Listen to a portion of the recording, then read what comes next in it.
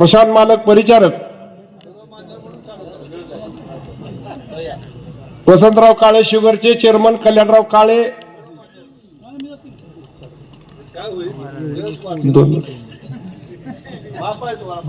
कृषी उत्पन्न बाजार समितीचे सभापती हरीशदादा विठ्ठल ट्रस्टचे चेअरमन युवराज पाटील पंडित साहेब भोसले साहेब माझे थोरले बंधू विजयदादा जयनाना संतोष देशमुख आमचे जिल्हा परिषद गटाचे अधिकृत उमेदवार हरिभाऊ गावंदरे गोपाळपूर जिल्हा परिषद गटाच्या आमच्या दुर्गाताई जिल्हा भारतीय जनता पार्टीच्या जिल्हा अध्यक्ष जोशी मॅडम सर्व त्यांचे पदाधिकारी पंढरपूर विभागाचे भारतीय जनता पार्टीचे तालुका अध्यक्ष सुभाषजी मस्के सर सरकोरी गणातील सौ कराळे मॅडम उपस्थित सर्व बंधू आणि भगिनी आणि पत्रकार मित्र, मी आपल्याला एकच विनंती करणार आहे की असं आमचं मत आहे, आदरणीय प्रशांत मालकांनी आणि सर्व नेत्यांनी पंचायत समितीची उमेदवारी आणि जिल्हा परिषदेची उमेदवारी मला आणि हरिभाऊला दिली, ही खरं आहे. परंतु माझं असं काशेगाव घरातील लोकांना आव्हान आहे की माझ्यापेक्षा जर विरोधकांचा उमेदवार सरस असेल, माझ्यापेक्षा विरोधकाचा उमेदवार माझ्यापेक्षा जास्त काम करत असेल तर तुम्ही निश्चित त्यांना मत द्या. आणि तुम्हाला जर वाटत असेल की त्या उमेदवारांपेक्षा हा उमेदवार कामाचा वाटतोय तर येत्या 7 तारखेला मला कपबशीच्या चित्रावरचं बटन दाबून मला पुन्हा एकदा या पंचायत समितीमध्ये पाठवा अशी मी आपल्याला विनंती करतो.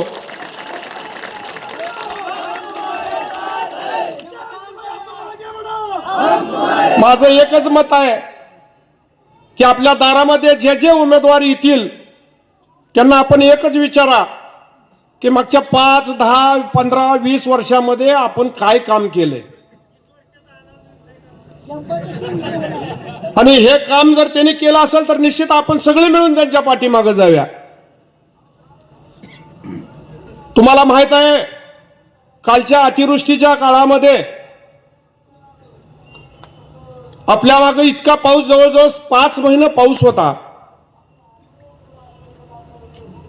या पावसाच्या काळामध्ये आपल्याला मदत करण्यासाठी म्हणून आपल्या जिल्ह्याचे नेते आदरणीय प्रशांत मालक परिचारक असतील, पंढरपूर विधानसभा मंगळवेढा विधानसभेचे सदस्य आदरणीय समाधानदादा अवतडे असतील, यांनी प्रत्येकाच्या शेतावर जाऊन पाहणी केली आणि बघितलं खरंच वास्तविक पता नुकसान झालंय.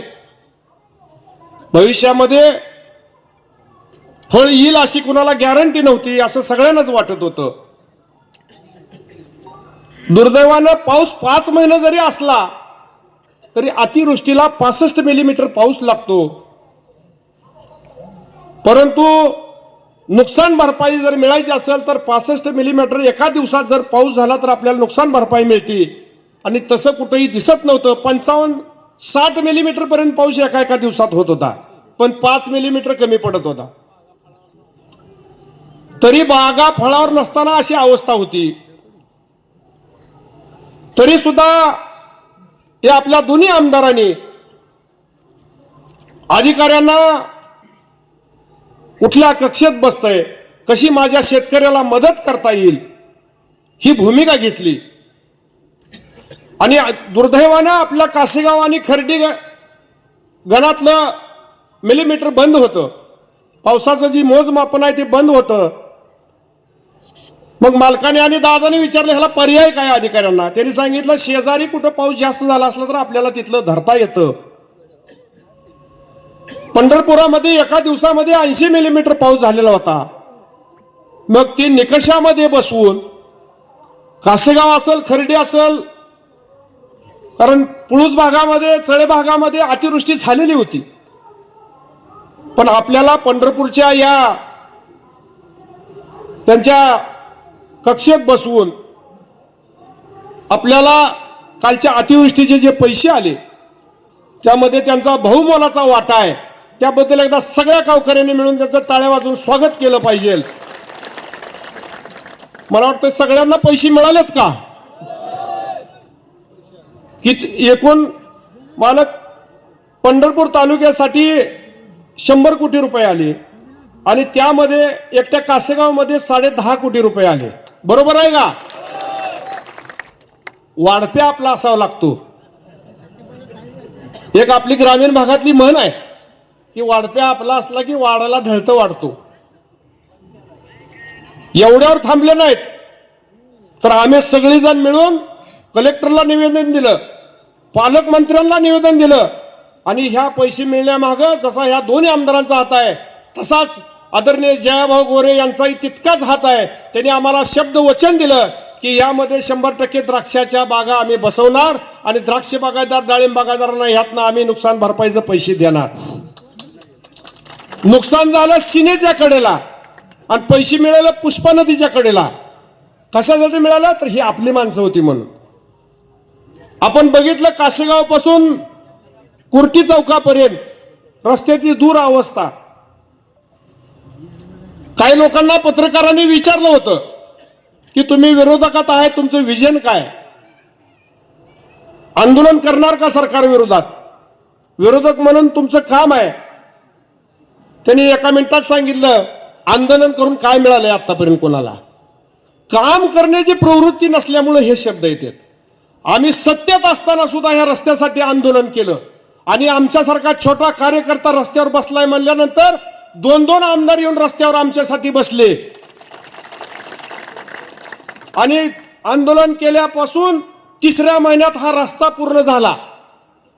16 कोटी रुपये या रस्त्याला मंजूर करून घेतलं. पहिल्या कॉन्ट्रॅक्टदाराला 1.5 वर्षापूर्वी कॉन्ट्रॅक्ट दिलं होतं परंतु ते काम करत नव्हता. दोन्ही आमदारांनी दबाव टाकला आणि पहिल्या कॉन्ट्रॅक्टदाराचं काम कॅन्सल केलं.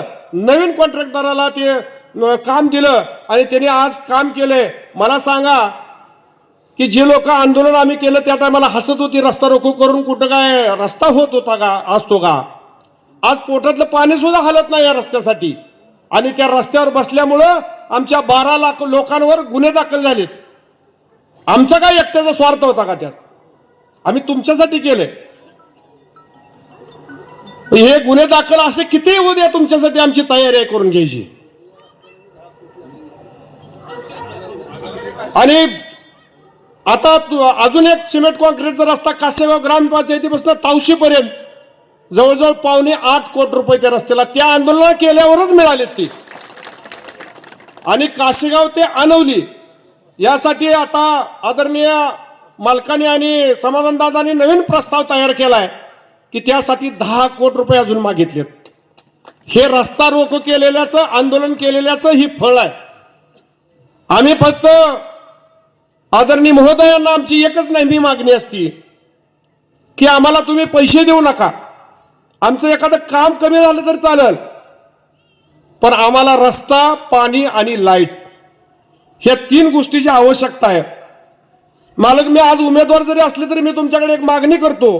मी माझं न सांगता माझ्या गावाला आता तुम्ही 10 कोटी रुपये टाकले, तीच आमची प्रामुख्याने मागणी होती. आणि अजून एक मागणी आहे मालक की आमच्याकडे लोड शेडिंगचं आता सिंगल फेजचं सुद्धा सकाळी 8 ते संध्याकाळी 6 वाजेपर्यंत जी अडचण आहे, लाईट घालवली जाते, त्यामुळं दिवसभरामध्ये पाणी प्यायला सुद्धा लोकांना मिळत नाही. टेक्निकल त्यांच्या अडचणी तुम्हाला सांगितलेत त्यांनी मालक, परंतु ह्या बाबतीमध्ये थोडं आपण लक्ष घालून ते टेक्निकल बाबीचं आपण आज सगळ्या पुढं त्या बाबतीतला एक शब्द द्यावा. कारण सगळ्याची कळकळीची विनंती आहे, आम्ही जिथं जाईल तिथं एकच शब्द आहे, आम्हाला काय देऊ नका, फक्त दिवसाची लाईट द्या. त्यामुळं आपण बघितलं आपल्या मागे जर करत्या माणसाचा हात असला तर